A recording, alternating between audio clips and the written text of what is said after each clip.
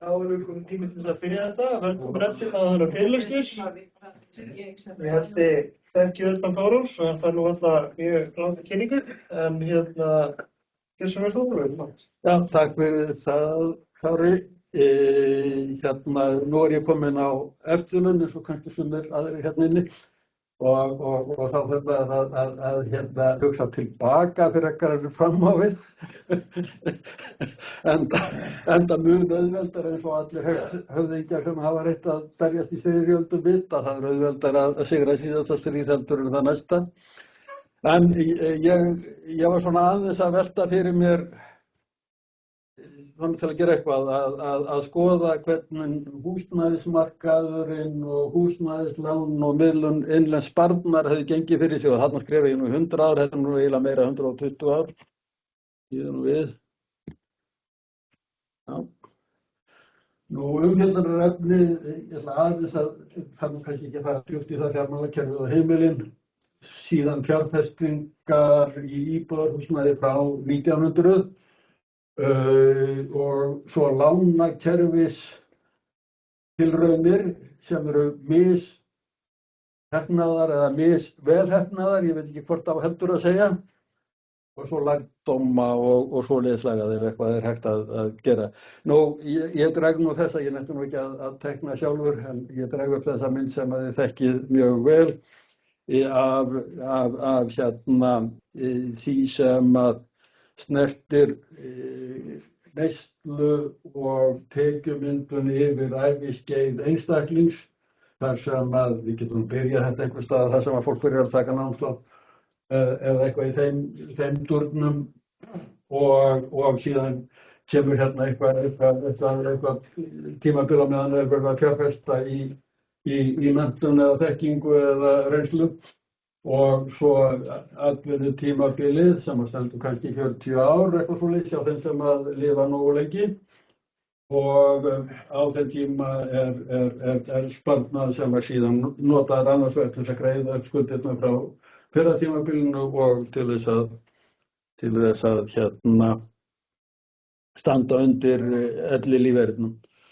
Nú það sem að þjónustan sem að heimilin vilja fá eða þurfa að fá frá fjármálakerfinu, það er þá lán vegna skólagöngu. Nú er eðli þeirra lánveitinga þannig að bankar eru nú ekkert sérstaklega ginnkeyptir fyrir að lána einstaklingum, þannig að þess vegna hefur verið búin til önnur kerfi. Nú síðan eru það lán vegna fjárfestingar sem eru dýrar í samanborði við þann sparnað sem svona venjulegur meðal einstaklingur eða meðal fjölskylda getur búið til og það er þá fyrst og fremst húsnæði, minna mæli bílar og þess áttar. Nú enn fremur að þá vilja heimilin hafa einhvern aðila þarna sem getur tekið á móti sparnaðinum til elliáranna og síðan að borga lífeyrinn út einhvern tímann. Höfum í huga að uppgreiðsla húsnæðis og námslána tekur þetta 20 til 30 ára í mörgum tilfellum. Sparnaður svona út frá meðaltekjum og meðalverði á húsnæði, þá er svona auðvelt að reikna sig fram til þess að það er svona 20-30 ára sparnað sem að fer í venjulegt húsnæði. Og meðalinnistæður þeirra sem að borga inn í lífeyrissjóði eru þetta 20 ára eitthvað svona með að við göngum út frá því að starfsævi séum 40 ár. Þannig að þetta hér er eitthvað sem að mattsar ágætlega saman, sem sagt lífeyrissjóðirnir annars vegar og þörfin og þörfin á fyrirgreiðslu vegna húsnæðiskaupa. Nú, já, fjármálakerfið, við erum með fjárfestingabanka og lífeyrissjóða sem að eru í þessum langtíma varðveislu og fjármuna og veita löng lán á meðan að venjulegi bankar eru svona, þeir eru með sína sinn efnahagsreikning svona eitthvað 3-5 ár fram í tímann, eitthvað svoleiðis. Þannig að það þarf að hafa svona svolítið fyrir því að útbúa þessar stofnanir sem að þjóna þá heimilunum almennilega og það allur gangur að því hvernig það gert. Nú, kannski svona áður en að lengur haldið, þá kannski ágætt að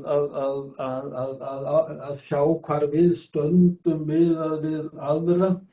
Og ég fór nú bara og fletti upp hjá Hagstofunni og skattinum hvað væri verðmæti fasteigna á Íslandi. Þetta náttúrulega samkvæmt fasteignamati ger ég ráð fyrir. Þannig að má aðeins deila það. Hvort að það sé alveg rétta talan. En sem sagt fasteignaskuldir samkvæmt skattaframtölum eru 25% af verðmæti fasteigna á Íslandi. Þetta ekkert sérstaklega hátt hlutfall. Í Bandaríkjunum hlutfall 35%, Hollandi 66%, Danmörku 50%, Þýskalandi 16%. Ástæðan fyrir því Þjóðverjarnir eru svona neðarlega hversu almenn leiga þar á húsnæði. Það mun óalgengara þar að fólk eigi húsnæði en víða annar staðar og fyrir því eru sögulegar ástæður. Ég þarf ekki að rekja sögu 2 heimsstyrjalda og það allt saman. Nú, ef við lítum á húsnæðislán sem hlutfall af landsframleiðslu, að þá stöndum við svona frekar neðarlega þar, 54%, og meðan að Noregur og Danmörk eru kringum 100%, Finnland nær okkur 64% og Svíþjóð 77%. Og bak við þetta eru líka sögulegar og þróunarlegar ástæður. Svo gamni þá tekkaði ég nú á fleiri kennitölum, það segja nú náttúrulega bara hluta af sögunni, en meðalaldur fyrstu kaupanda af íbúð eða húsnæði á Íslandi, Frakklandi, Finnlandi, Bretlandi og Noregi 30 ár, en 40 ár í Bandaríkjunum, Danmörku, Spáni, Þýskalandi. Það ýmislegt sem ræður þessu hvenær fólk myndar fjölskyldur og þar sem svolítið munur á milli landa og svo framvegis. Nú, svo voru líka til tölur þá sem eru leigjendur 40 ára aldur. Og íslenska talan svolítið á reiki. Ég fann fyrst einhverja tölum 30-35%, en svo held ég hún sé of há. En þið sjáu það að á Spáni og Noregi þá þetta tiltölulega lágt hærra, eins og ég sagði, Finnland og Þýskaland sérstaklega. Hvaðan koma þessar? Ég fékk þetta úr einhverju yfirliti frá OECD held ég. Ég með það.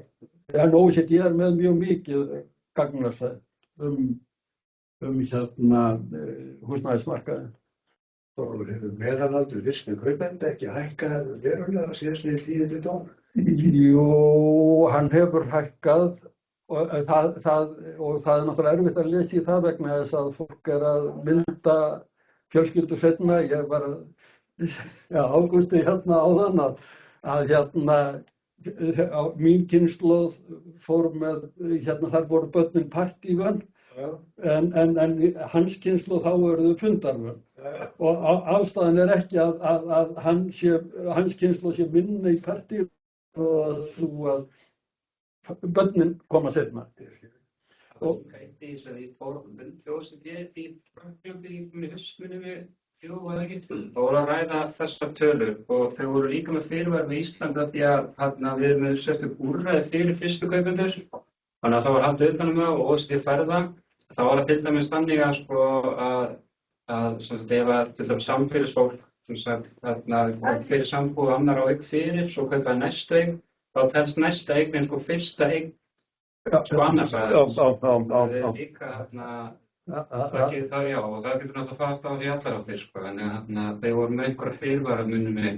En það bara virkjandi alltaf? Já, þau voru svona sérstaklega ágreiðir við Ísland, svona þegar við spurðum líka út í það, sko, það er ekki svona mikil kerfi undan fyrstu kaupendur eins og hér er svo lífeyris, það sé reglulegirnar á það, sko.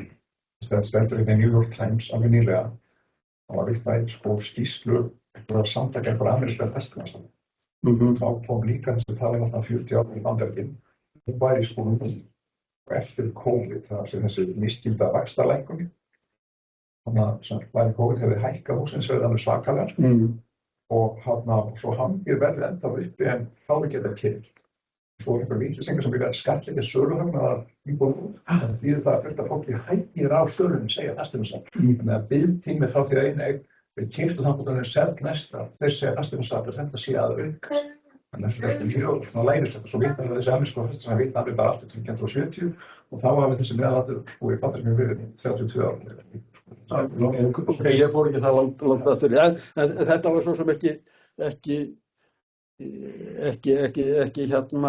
stórumáli á hann og bara aðalega að draga fram svona þetta sem væri kannski hægt að líta á sem þverstæðu, sko, að það er mikið kvartað undan húsnæðismálum á Íslandi og svo sjáum við það þegar við skoðum þessar tölur að skuldsetningin er lág, meðalaldur fyrstu kaupanda tiltölulega lág, lágt hlutfall leigjenda. Helmingur leigjenda er yngri en 35 ára, það var, sá ég húsnæðis- og mannvirkjastofnun. Þegar sko að þú segir þetta, þetta kannski af ábyrgðarlausum við þessar tölur, þá er þetta stöðutölunar, stöðustæðirnar, en það getur allt verið að breytast í verri veg, það er part af því kannski. Mikil orkur, þetta er bara svona að draga það fram að það er hægt að horfa á þetta með margs konar hætti. Svo fór ég að draga fram svona tölur, þetta sést nú kannski ekki sérstaklega vel, en fjölda húsa eða íbúða samkvæmt manntölum og eftir, ég gerði það nú gamli mín að taka þetta sem sagt eftir byggingarefni, 1910 að þá eru varla til steinsteypt hús á Íslandi og svo sjáum við það, þetta er heildartalan, að vísu eru hérna manntalstölurnar eru íbúðir en ekki hús, hitt eru hús. Þannig að þetta er ekki alveg sama mæleiningin en það gefur svona hugmynd og þið sjáum það að þetta er svona exponential vöxtur í þessu. Það er ekki þetta torfi lengur. En þetta tók dálítinn tíma að laga þetta. Nú, svo hérna fór ég nú í gögn frá Guðmundi Jónssyni, þar sem að hann hefur dregið fram fjárfestingu í íbúðarhúsnæði frá aldamótum er reyndar lengur ef ég man rétt. En sko aldamótina þá er veðdeild Landsbankans stofnuð, stofnuð 1900. Og það hefðu verið gerðar tilraunir með veðlán 1880-90, þau voru svo dýr að það tók það enginn. En þið sjáið það að sko, þetta er furðu mikil sem að hérna er verið að leggja í fjárfestingu í íbúðarhúsnæði. Þetta eru að sveiflast hérna frá 7% og upp í 14% af landsframleiðslu. Það er bara býsna mikið bara í íbúðarhúsnæði. Nú er þetta náttúrulega, ég hef ekki lagt niður það hvernig Guðmundur áætlar þetta, en hann gerir það nú samkvæmt reglum þjóðhagsreikninga og það er náttúrulega þarna mikið eigið framlag eigenda inni eins og við þekkjum. Og náttúrulega þegar það verður að byggja hérna torfhús ef það var eitthvað að því, að þá var það náttúrulega ekki mikið fjármagn sem að þurfti til þess en mikið vinnuafl. En veðlán ekki það útlán verður bara nær engin. Þetta eru bara veðlánadeildin. Ég er bara að horfa á veðlánin, en sko staðan er engu að síður svo að það eru fyrst og fremst efnað fólk sem er að byggja hús og leigir út. Það er lítið og svo eru koma þarna verkamannabústaðir og eitthvað svoleiðis seinna. En þetta er mikið fjárfest fyrir eigin reikning og bankalán og eitthvað þess að það. Í þessi veðlán sem eitthvað framan af, þetta örugglega veðlán í húsnæði? Já. Það er hérna 1960 þá gefur hérna veðdeildin út afmælisrit og þá er sundurliðan í því riti.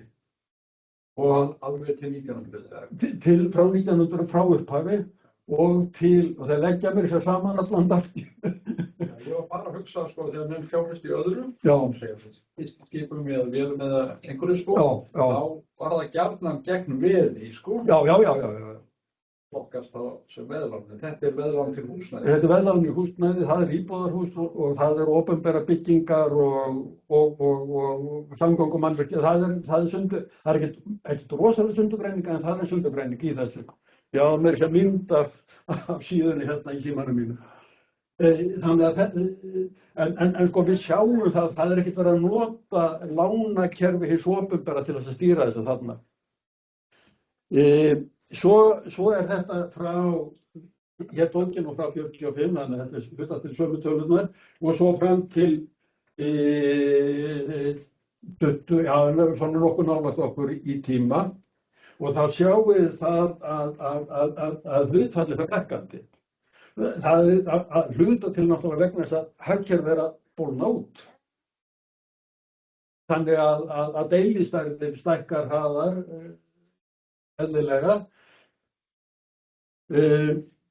og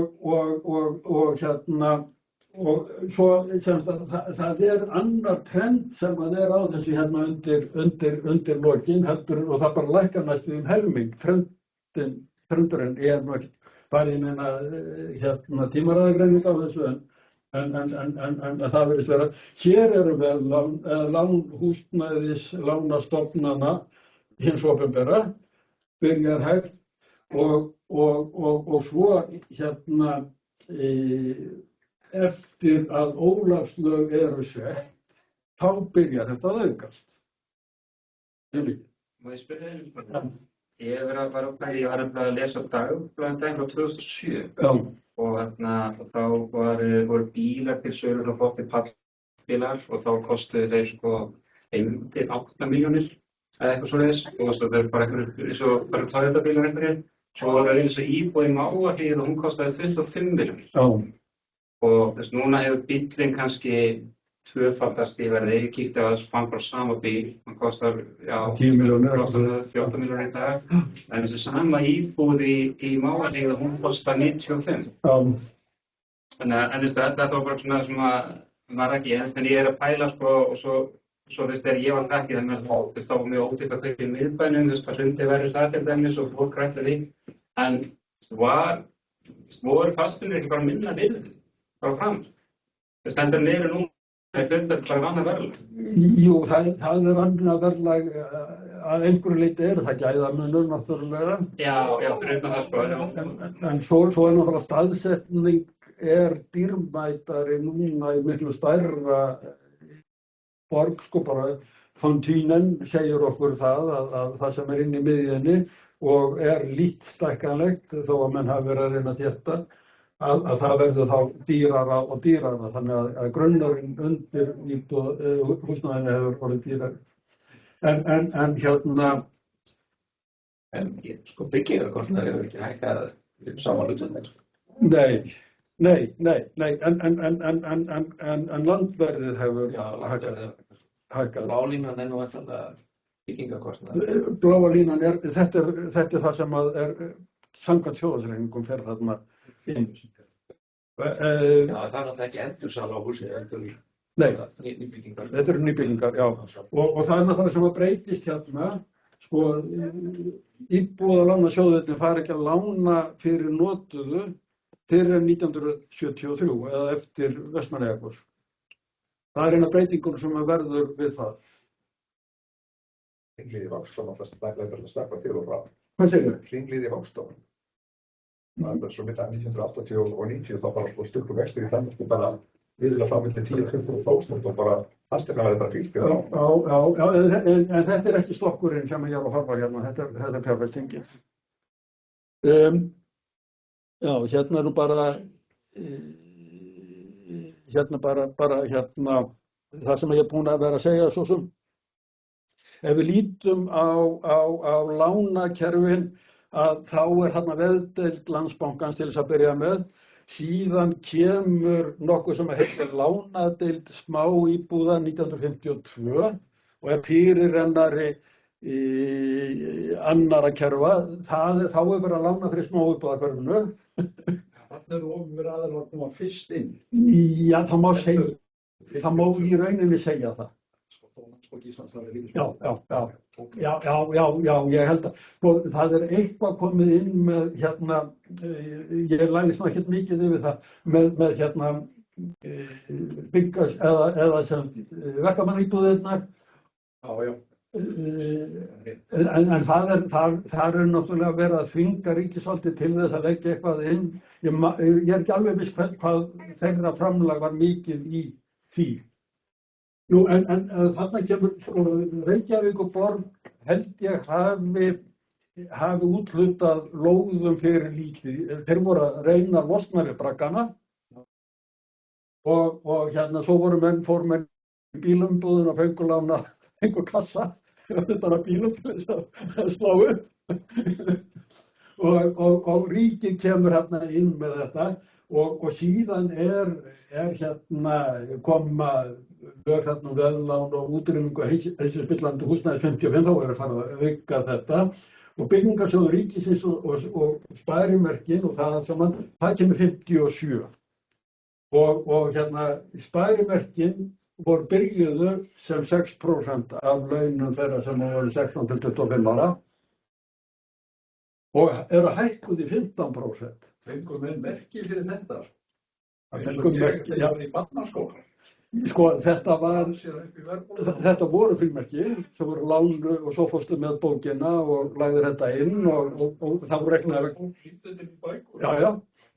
Og ég man eftir, ég borgaði út laun á þeim tíma sem að þetta var og hérna ég gæti ákveðið það að borga sjálf mér fullt út og sleppa spærmerkjónum. Það voru grundvöldið þess að ég var í skóla. Og hérna það lagðist af þarna einhver tímanum 70 fyrir 1980. Ég er ekki alveg viss hvenær það er. Tók einhvers með skyndispænar eitthvað við af þessu að því að fyrstu mínum ári sem er bætt 60 og 53 þau áttu skyndispænar sem þau notuðu í útborgun í fyrstu. Já, það hefur verið þetta. Já. Það hefur verið þetta. Þau kaupa sína fyrstu íbúð 87. Já.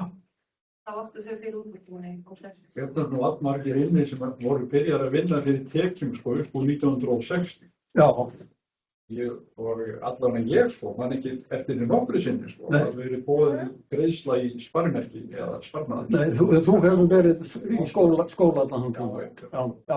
Það var, ég veit ekki, ég held að atvinnurekendur hafi verið mjög svona, það var ekkert eftirlit, ég þurfti hvergi að leggja fram þegar ég er hjá Flóavatnum að borg út laun, þá þurfti ég hvergi að leggja fram laun vottorðum það að ég væri í skóla og ég var með þess að komin úr skóla síðasta partinn af tímabilum.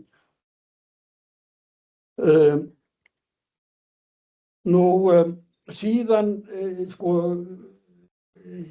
kerfið var að hluta til eftir að lífeyrissjóðunum fer að vaxa, fiskur þeir koma nú til sögur eftir áfallan með síldina 68-70 og hérna 70 og 6 að þá hérna er það komið að hérna að lífeyrissjóðirnir eru farnir að kaupa, og ég held hafi verið skyldaði til þess, það var allavega seinna, að kaupa skuldabréf af byggingarsjóði ríkisins. Var það fleiri en einn eða var einn? Lífeyrissjóður? Nei, byggingarsjóður. Þeir voru, þarna bara einn held ég. Síðan kemur skiptingin byggingarsjóð ríkisins og byggingarsjóð verkamanna. Og byggingarsjóð verkamanna, hann lána fyrst og fremst í átt að vera leiguíbúðir eða eignar skástrík leiguíbúðir. Það voru mjög ólík kerfi. Og hérna 76 þá sá ég samkvæmt tölfræðihandbókinni að 42% af lánum eru frá byggingarsjóði ríkisins og 13% frá bönkunum. Og byggingarsjóður ríkisins, hans hlutdeild eykst mjög hratt þarna. Svo það júnísamkomulagið á vinnumarkaðinu 64 og síðan Vestmannaeyjagosið, 64 og þá lagður á 1% launaskattur til þess að fjármagna byggingarsjóður ríkisins. Og ekki bara það heldur koma líka peningur, það var kannski búið að gerast áður, úr atvinnuleysistryggingarsjóði. Af því að atvinnuleysistryggingarsjóður, það var eiginlega ekkert atvinnuleysi, en það var borgað inn í hann og það safnaði þessu peningur og var erfitt að ávaxta og þá var þetta svona ekkert svo slæm ráðstöfun séð frá sjónarhóli þeirra sem það véluðu. Eins og ég sagði áðan, 73 þá farið að opna fyrir lán á notuðu húsnæði og á þessum tíma, síðan þegar kemur inn á framsóknaráratugina, þá eykst verðbólgan mjög hratt og lánin í rauninni tapa verðgildi sínu áður en þeir borguðu út. Þeir voru borguðu út í 2 eða 3 lagi, upphæðin var ákveðin og það tók síðan þetta yfir árið að borga þetta út. Á sama tíma, þá, ef ég man rétt, að þá var hérna seljendalan var yfirleitt til 4 ára, var það ekki? Ég heyrt það alveg. Já, mér minnir það. Og hérna, það brann náttúrulega mjög skemmtilega upp í verðbólgunni. Hérna ég með þetta fyrstu landsfjáráætlunin, þetta fyrsta áætlunin hafi komið 1976 og þá áætlað að vera fjárfest fyrir 14,5 milljarð gamalla króna. Og þar af eiga 4,5 að koma frá íbúðalánasjóðum, aðallega byggingarsjóði ríkisins. Og lífeyrissjóðirnir, það áætlað að þeir framlag þeirra inn í byggingarsjóðin séu tæpir 5 milljarðar og síðan önnur fjármögnun sem ekki tilgreind í landfjármálaáætlun 5 milljarðar. Það næstuði víst að þessi áætlun hefur ekki staðið. Og það líklegt að þessi tala hérna hefur sennilega þessar hafa staðið svona einhvern veginn en hér hefur verðbólgan. Þarna vorum á þessu tíma verið að vinna með reiknitölum fjárlaga sem einhver helmingurinn af verðbólgunni á hverju tíma fyrir sig. Hér svo íbúðalánasjóður og eigin fjármögnun hans neikvæð, þannig að hérna það tap á rekstrinum í rauninni. Framlög og markaðir tekjustofnar eru þarna helmingurinn. Lífeyrissjóðirnir kaupa skuldabréf þarna af byggingarsjóðnum upp á 560 milljónir. Og svo skyldusparnaður, þið sjá hvað hann stór hérna í þessu dæmi. Og atvinnuleysistryggingarsjóður að hann kaupir skuldabréf upp á 400. Ég hef ekki tölur hvernig þetta kom út í rauninni en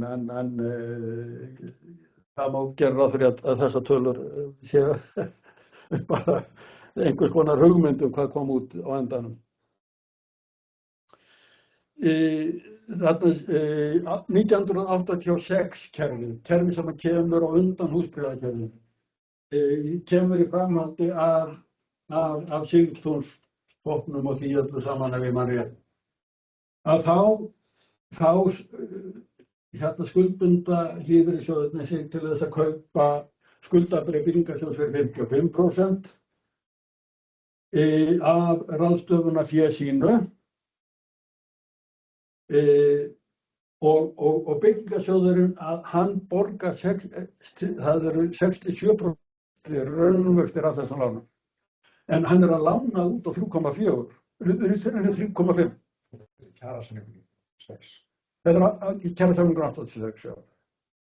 Þetta framhald af því og sem sagt, verkalýðshreyfingin var mjög montin af þessu samningi og voru í rauninni hundar í roði gagnvart húsbréfakerfinu alla tíð vegna þess að þeim fannst að þetta kerfi væri miklu betra.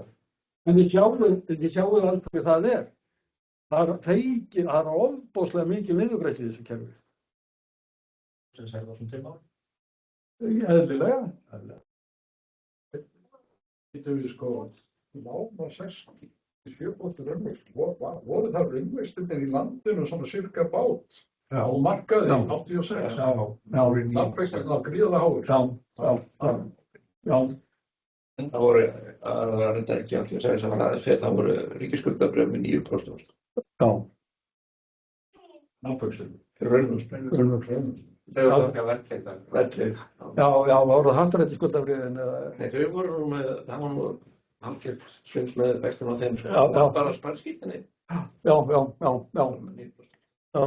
Já, ég meina vextir voru 30-40% á bankabókum og þá var þetta bara láta.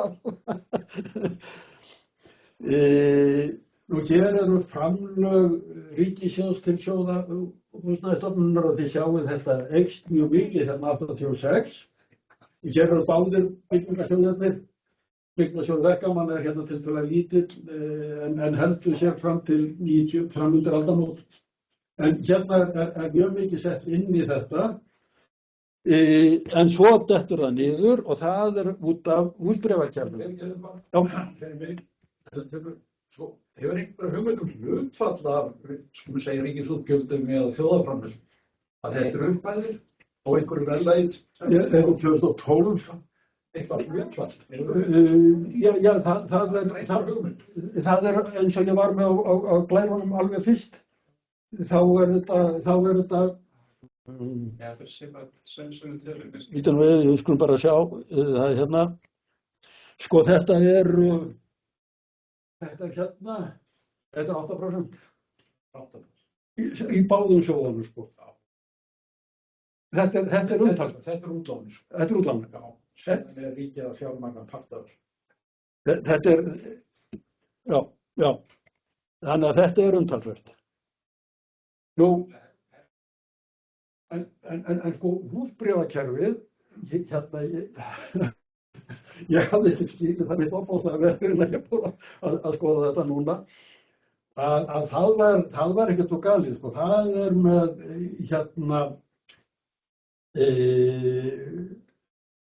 lántakinn, hann selur húsnæðisstofnun skuldabréf og fær húsbréf í staðinn. Hann fær ekki peninga, hann fær húsbréf.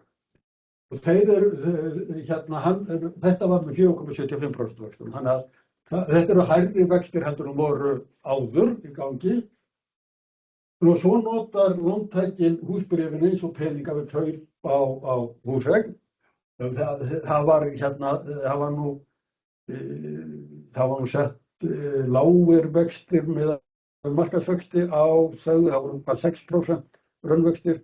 Og meðan eins og Gylfi segir, raunvextirnir voru hærri á sama tíma, þannig að þau voru selt með afföllum, en þú þurftir ekki að selja þau.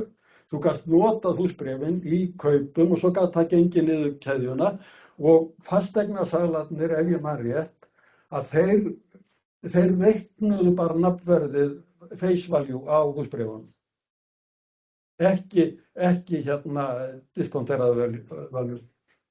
Ekki markaði fyrir þetta. Jú, sko Landsbanki var viðskiptavakki. Þannig að þú gæst labbað inn í Landsbanka og selt það þar. Síðan sko þá lendaðu á endanum inni hjá lífeyrissjóðanum. Það er lífeyrissjóðanum sem að kaupa þetta. Og svo munið hvernig þetta var, að þetta var með útdráttafyrirkomulagi, þannig að íbúðalánasjóður, hann gat alltaf, eða húsnæðisstofnun, hann gat alltaf stillt fjárstreymið af. Með því bara auka eða minnka útdráttið.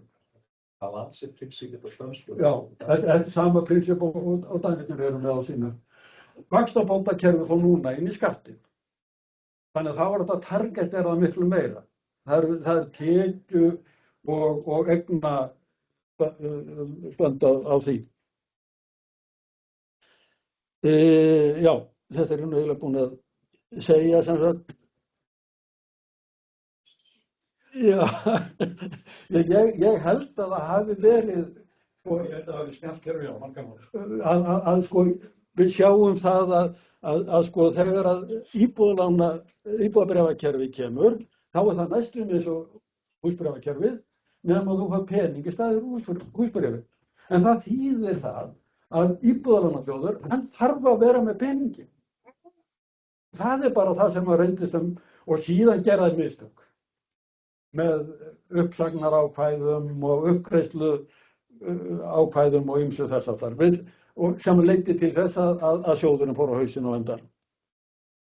Allir við þetta og ekki annars eða getur verið ennþá. Það er að bréfin voru á pappír, það fylgir með þessum útrættum að það er gegn með einhverjum húrarraðir og auglýsingar smokkar. Það var náttúrulega bara þessum sko, ef það hefði verið rafrænt þá hefði það verið bara... Það var breytt í rafrænt svona tíma. Já, þetta er sko, fyrst árinu var þetta náttúrulega... Ég maður getur... Þess að vera að fara að grafa upp einhver bréf og vera saman við einhverja tallaröður í köflum. Svo var ekki þetta þessi uppgreiðslu réttur, það var ekki gagnkvæmur. Það var í þessu kerfi. Það var í seinna kerfi. Já, þá var sem sagt, var uppgreiðslu réttur, nú man ég ekki alveg hvernig þetta er, það er breytilegt á skuldabréfunum. Ég held að allan á tímabili það kosti valið hvort þurftir að borga upp eða ekki. En allavega þeir fjármögnuðu, íbúðalánasjóður fjármagnaði sig á föstum vöxtum og gat ekki sagt þeim bréfum upp, en kúnnarnir gátu sagt upp sínum bréfum. Uppgreiðslu réttur á láni, Já. ekki á bréfum. Já. Bréfin voru hins vegar þessum fínu góðu vöxtum. Já, ég sem að lífeyrissjóður þetta bara litu á sem bara eign fram til 2055 eða ekki eitthvað svoleiðis. Svo á þeim. Já. Skilja með mistum. Já. Síðan er það, svo koma bankarnir hérna með gengislánin og þau fara upp úr öllu landi. En náttúrulega fegurðin við þau var að vextirnir, nafnvextirnir á þeim voru lágir. 1 og 2%. Raunvextirnir tíma. Já. En svo var ekki allt tekið, sko, þannig að hérna, sko, eiginlega það sem að ég les út úr þessari sögu eftir Ólafslaug er það að hérna almenningur eða heimilin að þau treysta sér ekki til að taka lán á sömu kjörum og þau vilja fá út úr lífeyrinum sínum. Krafan á lífeyrisgreiðslurnar eru 6-7% vextir. Krafan á hérna íbúðalánin eru 2-3% vextir, eitthvað svoleiðis. Þetta gengur náttúrulega ekki upp í okkar lokaða krónuhagkerfi. Þetta gengur upp í stærri hagkerfum með að nota fræðina Skilva og hérna og blanda saman hérna hlutabréfaeign og skuldabréfaeign og eitthvað svoleiðis sko. En það vantar allar forsendur í þessu litla markaði, allavega á þessum tíma og jafnvel ennþá held ég.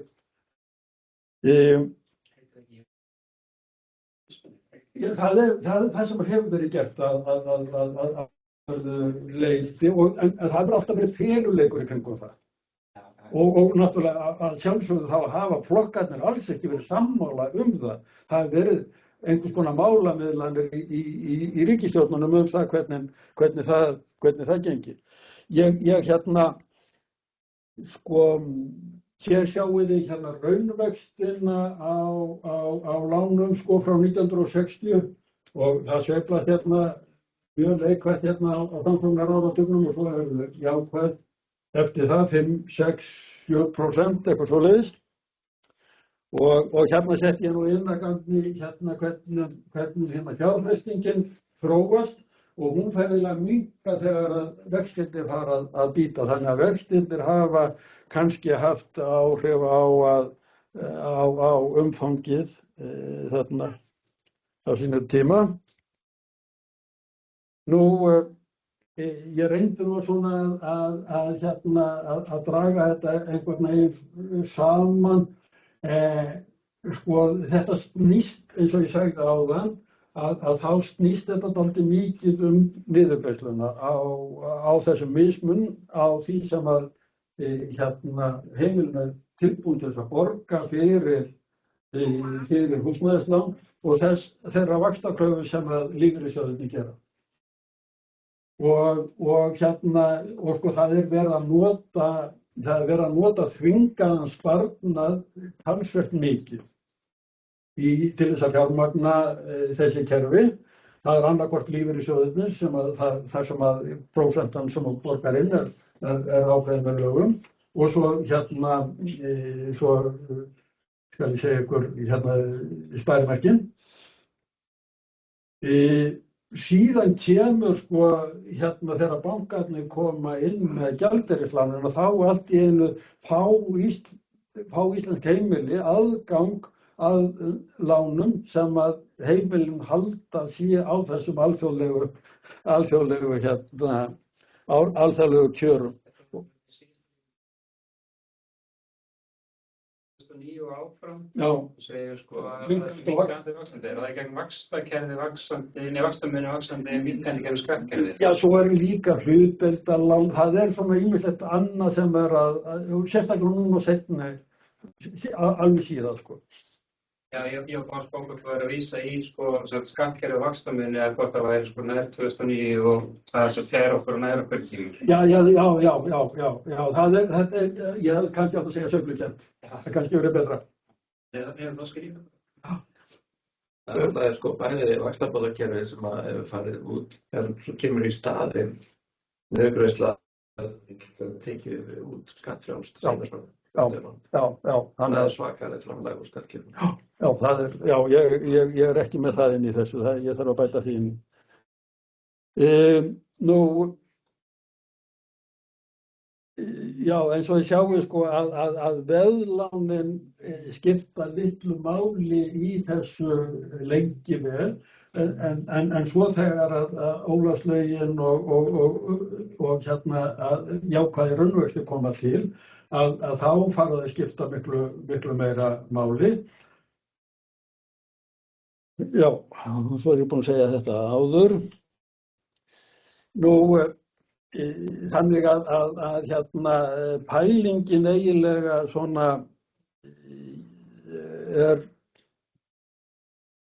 já, ég er nú eiginlega búinn að segja þetta allt saman áður, að heimilin er uppspretta langtíma sparnaðar, sumpart er það lögþungað, en þau vilja sem sagt hærri ávöxtun á lífeyriseignina heldur hún eru tilbúin til þess að borga fyrir í húsnæðislánunum og svo skýtið því inn þarna að viðskiptalíkan viðskiptabanka krefst mikilvæg aðlögunar ef að það á að vera þátttakandi á þessum markaði og náttúrulega er ekki hægt að ná þessu fram nema með niðurgreiðslu.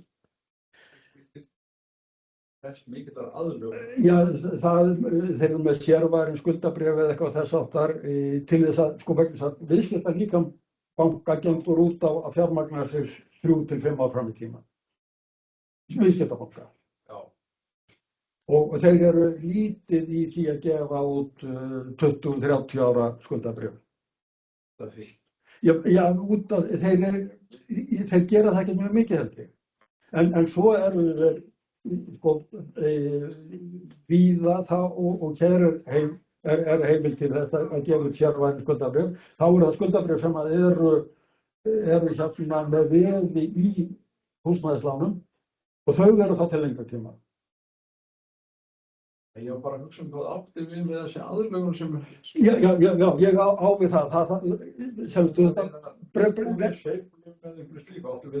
Nei, ég á við það að þeir þurfa að sko, það gengur ekki alveg beint inn í viðskiptalíkanið þeirra. Viðskiptalíkanið þeirra gengur út að taka við skammtíma innlánum, fjármagna sem er skammtíma skuldabréfum og lána út til þriggja fimm. Það er ekki að gera, það eru hverjur. Þeir vildu annað viðskipta líka en í raun og veru. Já, en síðan eru verðbólga sem gert það mjög erfitt að sérstaklega gefa út allavega nafnvirðis skuldabréf til langs tíma. Þeir náttúrulega leysa þetta einhvern veginn með því að bara hafa útlánin á Bretunum og Ísland og það geta lánað til langs tíma á Bretunum og Ísland og fjármagnum sé stuð, sko. Já, það geta þið gert. Já. En það er alveg rétt, sko. Ef ég bara kasta huganum um vestrarna heim, sko, að það er yfirleitt aðrar fjármálastofnanir sem eru að lána til lengri tíma, heldur en þessi viðskipti. Já. Það er einhver ástæða fyrir því. Það er einhver ástæða fyrir því. Það er með það undantekning eins og sparisjóðakerfi í Bandaríkjunum, það var mikið að fjármagna. Já, það var beinlínis stofnað með það í huga sem húsnæðislána. Það fjármagnar sér bara með lánum. Já. Það er ekki svona alltaf í út á húsnæðislánum. Já, það var nú eiginlega reglum sem að fór með það, sko. En þetta voru prófessorar í stórum háskólum sem voru í viðskiptum við sinn húsnæðisbanka. Já. Sko, var smá pappír sem ég skrifaði með þessu og þar fer ég aðeins í gegnum kerfi sem er í notkun annars staðar. Það er sko í Bandaríkjunum þar eru ríkisbankar sem á endan kaupa skuldabréfin, Freddie Mac og Fannie Mae og það er ákveðin niðurgreiðsla í því aðallega gegnum ábyrgðir vegna þess að ríkissjóður ábyrgist þá banka báða á hvað 80-90% stöðum. Í Danmörku þá er kerfi sem er hvað frá Helgi, 1797. 1797. Af því að þá leiðu að kóngurinn hann borgur að fá eignarétt. En það gilti bara í kringum. Það eignaréttur verður ekki almenn, held ég. Við erum með stjórnarskrána 1879 og þetta er sko skuldabréfunum miðlun realkredit sem er konunglega lán og realkredit er algjörlega óríkistrifið og er bara miðlun af skuldabréfum. Realkredit fyrirtækjum eru bara miðluna. Það er enga stöðu sjálf. Það virkar mjög svipað á húsbréfakerfi. Þeir eru búið til eftir þessari fyrirtæki. Nema hérna á Íslandi var ríkið innins ekki í Danmörku. Þegar einst er þetta grundveit í Danmörku. Það var 2008 þegar það skuldabréfakreppa út fyrir það að skuldabréf settist illa. Þá sagði danska ríkið hefði skuldabréfaútboði sem verður þannig 1. desember. Þá ætluðu við að fara inn og kaupa og svo ætluðu við líka ekki að selja skuldabréfin sem við eigum til að borga dansk sósíalpensionsfond. Þetta er einu opinberu afskiptin af þessum fjármagni sögu Danmörku. Sumir Danir voru mjög reiður út af svona sem við gráta ekki veist. En allavega sko reynslan ef að borið saman við það sem er í Norður-Evrópu að þá er vaxtamunurinn miðað við ríkisskuldabréf langminnstur í Danmörku. Þeir eru 0,1–0,2% fyrir ofan ríkisskuldabréfin. Þannig og þeir eru að selja þessi skuldabréf það er þýskir lífeyrissjóðir sem að kaupa mjög mikið af þessu. Það þykir mjög góðar út af þessu af því þetta er þess að öryggið að skuld. Það byrjaði þannig að þeir sem tóku lán í þessu eru ábyrgður tíma. Þannig að miðlarinn tók enga díkótt á þeim. Þetta er svipað í gagnkvæmum tryggingafélögum en það hefur aldrei reynt á þetta. Reynt á það en ekki á. Já. Þetta fann sitt síðan 1880 eða 1970. En sem sagt, pælingin var eiginlega sú sko að til þess að við getum náð því að bjóða heimilunum upp á þá þjónustu sem þau augljóslega vilja. Það er að segja að sko munurinn á milli þess sem eru tilbúin til þess að borga vexti og þess sem að þau vilja fá í vexti, það svona áhættu álag af skuldabréfum, nei af hlutabréfum og ótryggari pappirum og það hægt að vinna með þann mun í miklu stærra fjármálakerfi heldur en því íslenska. Íslenska fjármálakerfi bara of lítið til þess að þetta gangi upp. Sýnist mér. Skilningur náttúrulega bara yfir ekki verið. Það er til Danmörku þá að þú tekur svona lán þá þú að borga rentskrið af straxinnar afborgun og bídrag sem svo miðlunar kostnaður til viðbátt. Og ef þú tekur 30 ára lán og það var mestu fasta, þá þetta bídrag sem það borgar þjónustugjald látið mikið þeim sem skulda mikið. Þannig vextir eru þessi 3%, en bídrag er þessi 1,5%. Og þetta sem sagt, sá sem á skuldabréf, hann fær sínu hverju ári og fær hann vextina, vaxtatekjur og svo fær hann happdrættisvinning sem uppgreiðsla, þannig að skuldarinn hefur mátt greiða upp og hann greiður upp að passlega, þannig að það er svona happdrættisgreiðsla sem fylgir sem ekki það greiða mikið upp, en það er ekki bara ekki að stöðu því. En samtækt, þetta var nú svona... Þú segir réttilega að íslenska fjármála of lítill, en sko við erum ekki bundin í íslenska fjármála. Við erum með frjálsfjármála. Og rétt eins og Danir, þá getum við haft fjármálaeignir sem útlendingar vilja kaupa.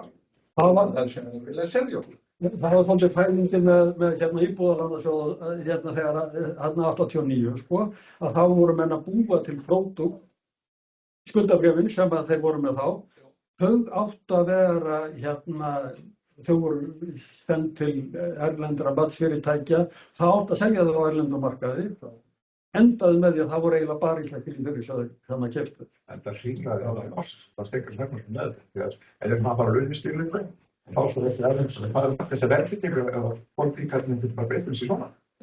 En það sem að Danirnir hafa náttúrulega að þeir eru með fasta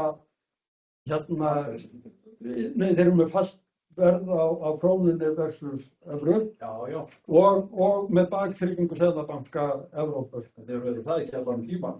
Nei, það höfðu þeir ekki, en sko þeir verðbólgan og það allt saman, það verður ekki vandamál fyrir en eftir seinna stríð, sko. Bara punkturinn er sá, sko, ef þú ert með góða fjármálaeign, þá getur þú selt það.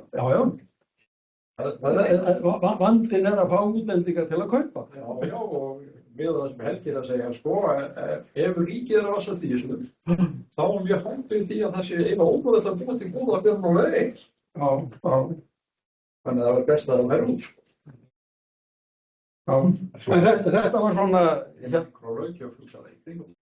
Þetta var svona það sem ég hafði fram að færa og kannski ekki mikið próðari. Eitt lókakomment, það hugtækir að leigurinn og eignarinn. Svo í Þýskalandi þú vant að segja þetta hálfpróstað leigu, það var svakalega misjafnt í talistandi og 80% af þeim sem búi í Hamborg hafa stöðum lengjandi í sínu húsnæði, 20% í Saarland. Þetta hugtak leigur rétt og það ekki sem erfist. Það er svo við. Þannig að sko þetta sem ekki sagt um. Þetta er sama í handaldið munur á sko húsnæðissamvinnufélögunum á Norðurlöndunum og Svíar eru miklu meiri með leigu heldur en bæði allavega Norðmenn. Íbúðir eru miklu algengar að þú eigir íbúðina sko í búrættlægð. Þetta íbúð Svíþjóð bara árið 2009, það bara líka. Og Danmörku þá er þetta mjög blandað sko. Þess að sko leiguréttur í Svíþjóð hefur bara verið einhver vandræði í 60-70 ár. Einhver sagði 1960 sko leigurétturinn í Svíþjóð er ónýtur og það er snarinn. 1940 á tímum stofnunar og styrjaðar. Þú sagði loka orð en ég lærði mikið af þessu þegar að telja mig að lækna. En ég er að veltaði fyrir mér, eftir að þú færi í gegnum allt þetta, alltaf þessar sögur sem eru ups and downs, með það í huga að það váni fyrir Íslands samfélag að hafa hérna almennilegt húsnæðiskerfi þannig að ungt fólk sem hefur áhuga á því getur raunverulega eignast húsnæði viðalannað. Getur þú sagt eitthvað hvers slags kerfi við ættum að hafa vegna þess að það kerfi sem var hérna í kringum aldamótin og aðdraganda aldamótanna, húsbréfakerfið, sko, hefur veikst gríðarlega mikið, veikti sérstaklega eftir hrunið. Og ég tel, ég er nú eiginlega farin að svara hluta þegar ég er að spyrja það, en sko, mín skoðun er svo, við þurfum að hafa hérna minnst háofnverkkerfi til þess að gera fólki þetta kleift, því þetta er bara tæknilegur vandi að færa og hefur þú einhverja skoðun á því hvort það svo eigi að vera og þá hvernig kerfi? Sko, það sem að ég er hrifnastur af er eiginlega húsbréfa fyrirkomulagið. Það er ekki svarið.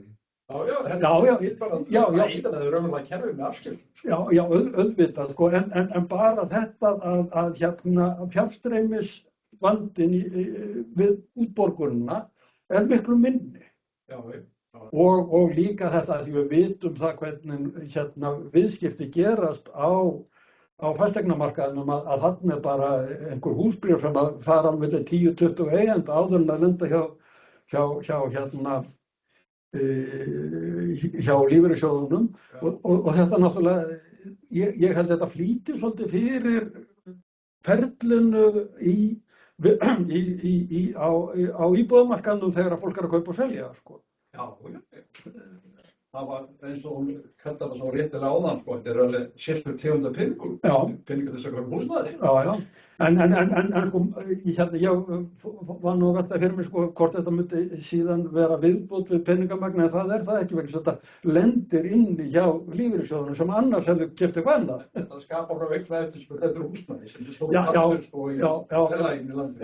Já, menn þurfa náttúrulega að hafa auga á því líka að en það er bara alltaf að máta, það er nú makroskýringar. Þetta er ekki svo stórt mál, sko, en þetta er svona frekar mikroatriði ákveðin þáttur í aðgerðum. En ég myndi fara og hringja Ingvar Örn og spyrja hann að því hvort það sé ekki hægt að Ég myndi líka að gera það með til enn þá. Endurstarta þessu.